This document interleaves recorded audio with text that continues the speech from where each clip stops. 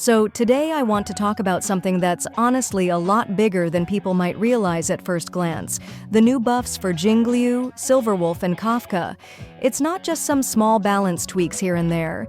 These changes are a huge deal, and if you're thinking about pulling, building, or even just holding on to these characters, this could seriously change how valuable they are going forward. Save up to 25% on the Casteris banner at lootbar.gg. All you need is your UID and server. The link is in the description. Let's start with Jingliu, because her change is probably the most dramatic out of the three. Basically, her entire kit is getting reworked. Right now, Jingliu scales off attack, but after the buff, all her damage is going to scale based on HP instead. Not just a little bit, not mixed scaling.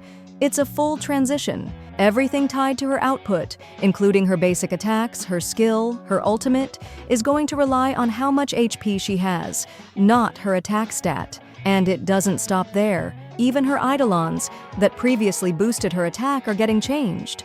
They're being reworked to synergize with HP scaling now, which honestly makes a lot of sense if you look at the bigger pattern happening across the game.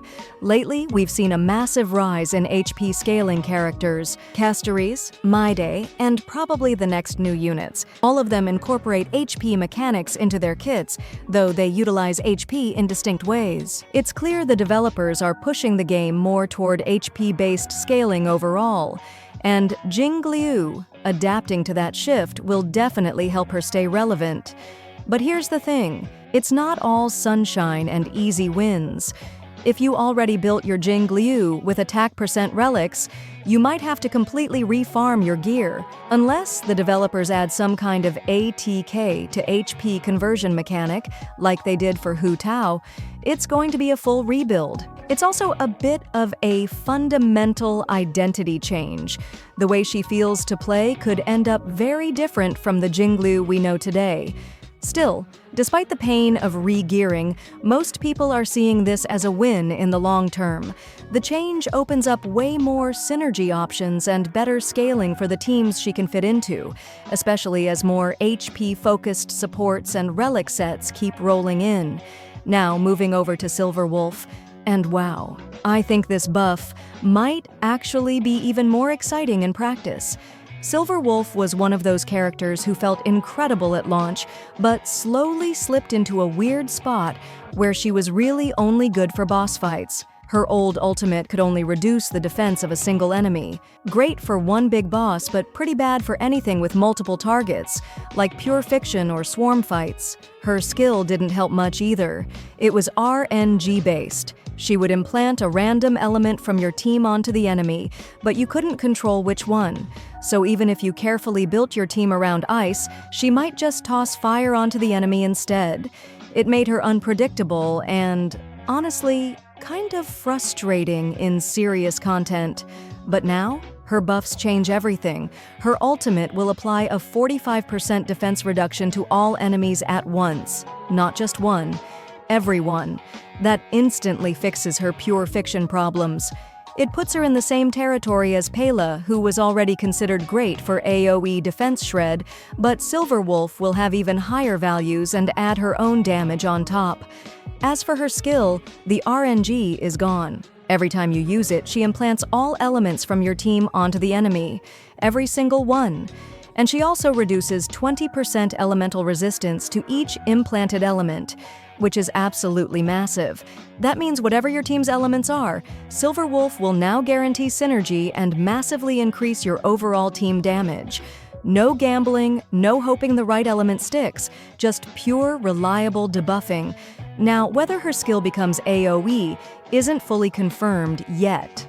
There's some speculation because of how the new debuffs are described, but until we see final numbers, we can't say for sure. Still, even if it remains single target, the fact that her ultimate shreds all enemies already pushes her into top-tier status for high-end content.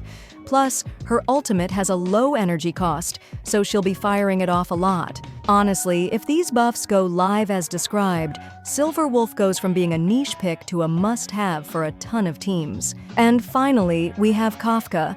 And if you've ever tried to run a proper damage over time team, you know how overdue this buff was. Kafka has always had great potential on paper, but in reality, her playstyle felt slow and inconsistent. Her DOT detonation was pretty weak, with only a 75% multiplier, and it only hit one target. Plus, there weren't many good partners to support her style, aside from Black Swan, who had her own issues scaling against high HP enemies. What's happening now is a complete game changer for Kafka. First, whenever Kafka triggers a follow-up attack through her talent, it will now detonate all active damage over time effects on the enemy. Every single DOT will blow up, not just her lightning DOT, and after the detonation, she immediately reapplies her lightning DOT again. That sounds small, but it's a huge shift. It means faster cycles, way better uptime, and way more frequent bursts of damage, instead of just waiting for slow DOT ticks. Even better, her follow-up attack trigger conditions are being expanded. Before, Kafka could only trigger follow-ups after using a basic attack. Now, any ally using any ability, skill, ultimate or basic attack, can trigger it. This massively improves her consistency and flexibility. You don't have to babysit her turns anymore to get the detonation rolling. On top of that, the multipliers on her DOT detonations are being buffed too, which is exactly what she needed, because before this change, her numbers just didn't hold up against modern high HP mobs. Plus, there are rumors that Kafka might get some extra minor mechanics to strengthen her detonation combos even more, though the exact details aren't fully known yet. Altogether, Kafka's buff feels like a long overdue course correction. It lets her actually function as the explosive DOT carry she was originally marketed as. And if the developers continue buffing the DOT archetype overall, with more relics, more partners, maybe even AoE detonations, she could easily become a core part of some very competitive teams. And before we wrap up, let's touch on Blade, the final character slated for buffs in version 3.4. While the exact details of his buffs haven't been leaked yet, the community is buzzing with speculation about what improvements he might receive. Blade has always been a high-risk, high-reward character, relying on self-inflicted damage to boost his output. However, players have noted that his reliance on self-damage can make him vulnerable in prolonged fights, especially without adequate healing support.